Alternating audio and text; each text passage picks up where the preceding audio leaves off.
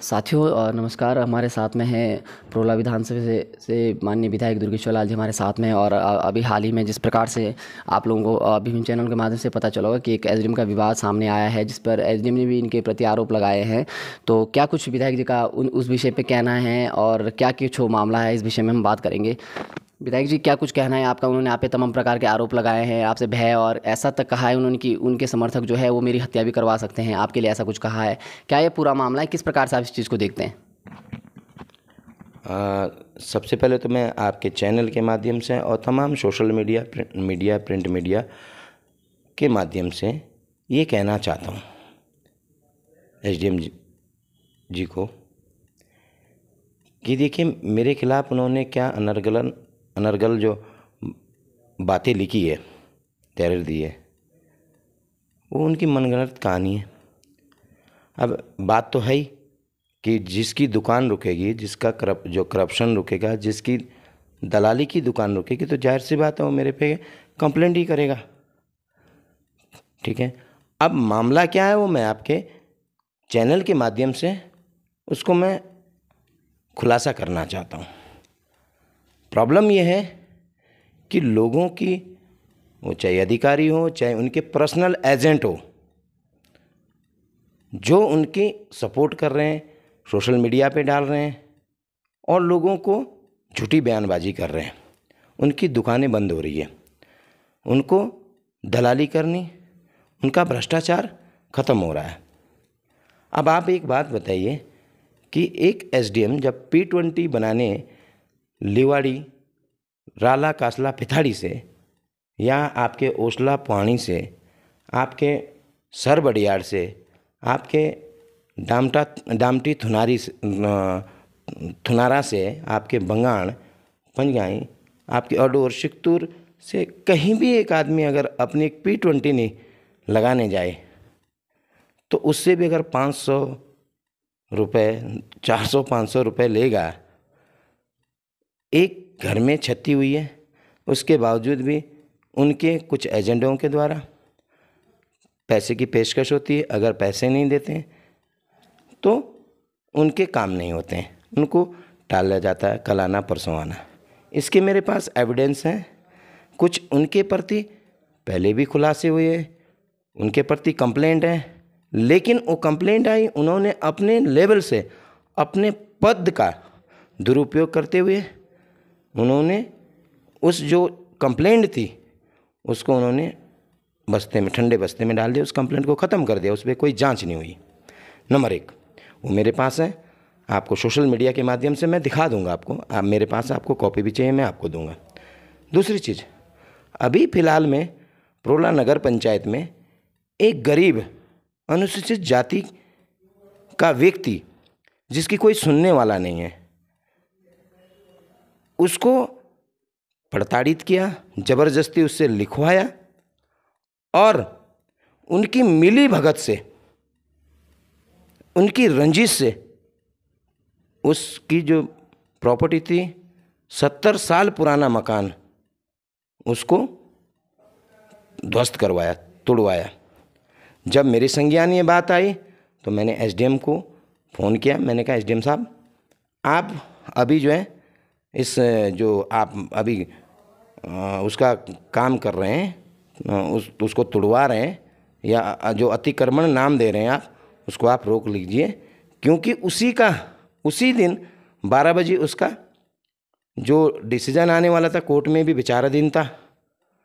लेकिन उन्होंने आनन फानन में, क्योंकि उनकी मिली भगत थी, उनको प्रताड़ित करना था। अब वहाँ पे कितने लोगों का नुकसान हुआ।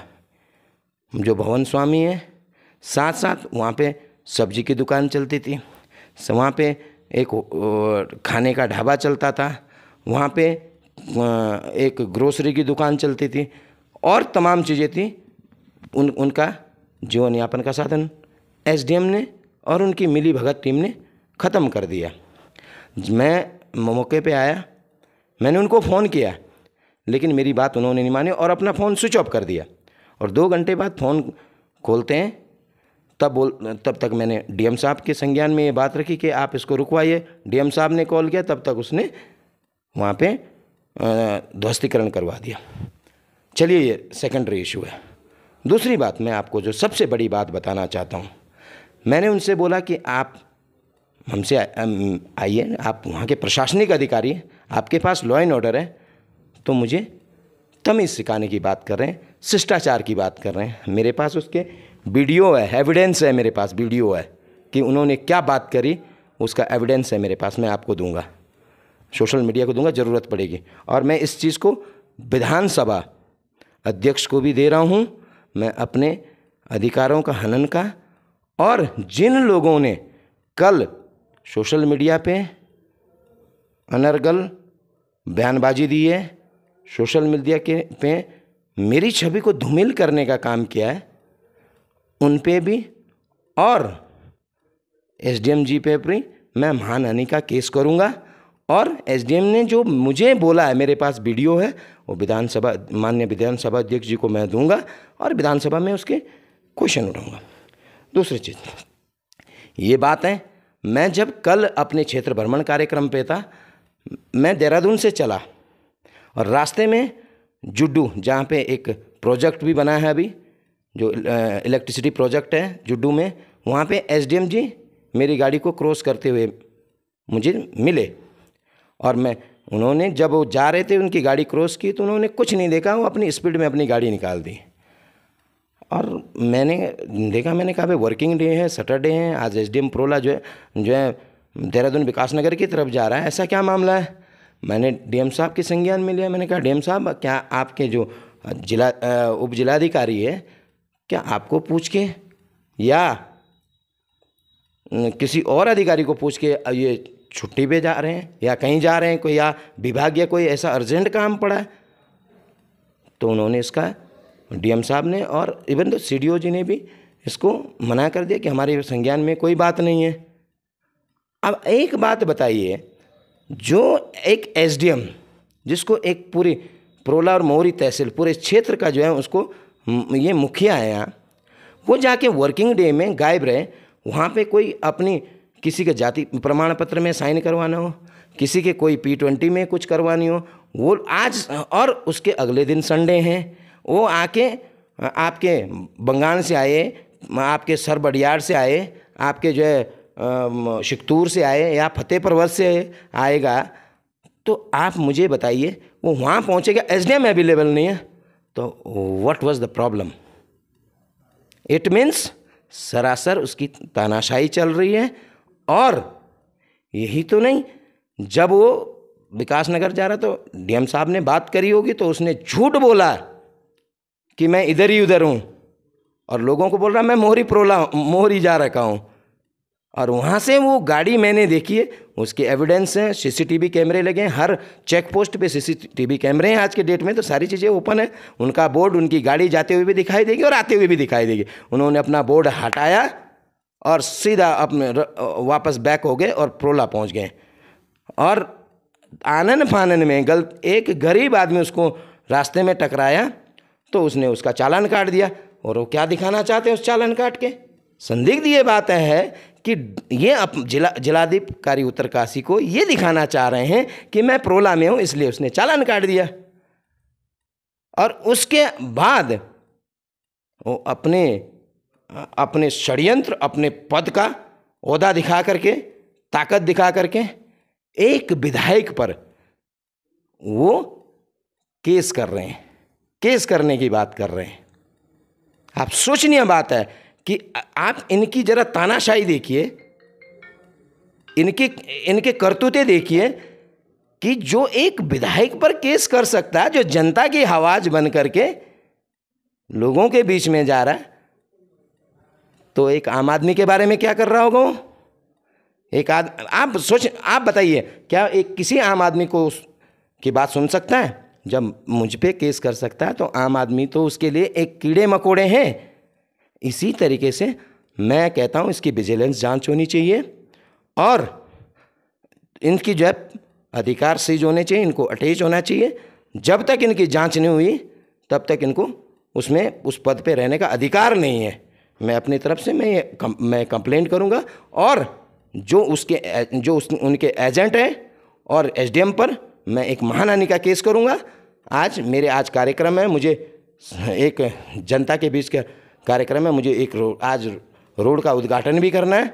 लेकिन मैं बहुत जल्दी माननीय न्यायालय में जाऊंगा और उनके खिलाफ मैं मानहानि का केस करूंगा, उन एसडीएम पर भी, और साथ साथ उनके जो फेसबुक एजेंट हैं जिन्होंने इस मामले को इतना तूल दिया उन पे भी मैं मानहानि का केस करूंगा।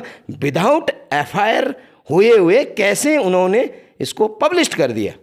जब एफआईआर नहीं हुई, तहरीर तो कोई भी दे सकता है, आम आदमी कोई भी दे सकता है, वो तहरीर जाके फेसबुक पे कैसे आप एक सम्मानित पद, उनको प्रोटोकॉल का पता नहीं है। क्या कहते हैं विधायक जी, इसमें एक विषय और भी था कि जो जिस पत्र का उन्होंने जिक्र किया है उस पत्र में आप उस समय प्रत्याशी थे, हुआ करते थे, आप विधायक नहीं थे, तो उसमें और लोग आपके अलावा और भी बहुत सारे लोगों ने, ऐसे क्षेत्र पंचायत प्रतिनिधि, जिला पंचायत के सदस्य प्रतिनिधि थे जिन्होंने ये आरोप भी लगाया कि वो जो है उनकी कार्यशैली अच्छी नहीं है, इस प्रकार के आरोप भी थे। तो इस और ये देखने के बाद कि उन्होंने जब वो लेटर को आधार बनाया, और जबकि उस पर आप एक मतलब उस समय विधायक नहीं थे और आप उसमें एक व्यक्ति थे और बहुत सारे अन्य प्रतिनिधि थे, उसके बावजूद भी उन्होंने आपको इस विषय को लेकर टारगेट किया। आपको क्या लगता है कि मतलब उनके अंदर क्या, किस प्रकार की द्वेष भावना है, क्या कुछ है, ऐसा क्यों है कि वो आपको इतना ज़्यादा वो पूर्वाग्रह से ग्रसित आपके विषय में?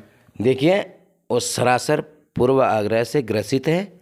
वो इसलिए ग्रसित हैं, एक तो उनको लगता है कि ये बच्चा है, नया है, इनको मैं किसी भी तरीके से डरा धमका लूँगा, और शायद ये भूल गए कि एक बच्चा एक समय एक किसी भी लेवल पे जा सकता है। मुझे मेरी जनता ने, प्रोला विधानसभा की सम्मानित जनमानस ने जो मौका दिया है, तो मुझे जनता के लिए काम करने के लिए दिया है।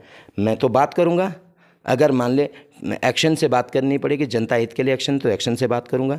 अगर डेपो से बात करनी पड़ेगी तो जनता हित के लिए मैं डेपो से बात करूँगा। डीडी से बात करनी पड़ेगी डीडी से बात करूँगा। एसडीएम से बात करनी पड़ेगी एसडीएम से बात करूँगा। जिलाधिकारी जी से बात करनी पड़ेगी तो उनसे बात करूँगा। मैं जनता के लिए लड़ूंगा। मैं जनता ने मुझे बनाया, एक गरीब आदमी को इतने बड़े मुकाम पर बिठाया है। मैं धन्य हूँ उस विधानसभा के तमाम जनमानस का।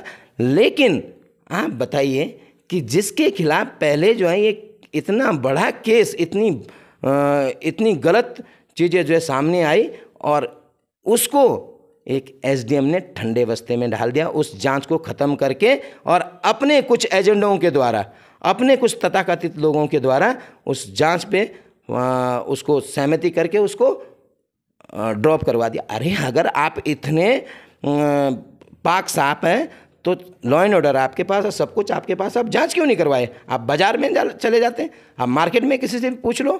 आज भी आप जाके जरा प्रोला बाज़ार में या मोरी में कहीं भी जाके आप पूछ लीजिए कि उनका रवैया क्या है। बात यह है कि वो अपनी पद के आवेश में, पद का जो है दुरुपयोग करते हुए लोगों को, किसी को कुछ नहीं समझते हैं। लोग उससे मिलने जाते हैं तो वो पहले ये पूछता है कौन है, किस पार्टी का, किस तरीके का आदमी, कौन सी जाति का, कौन से धर्म का, इस तरीके की बातें वो करता है।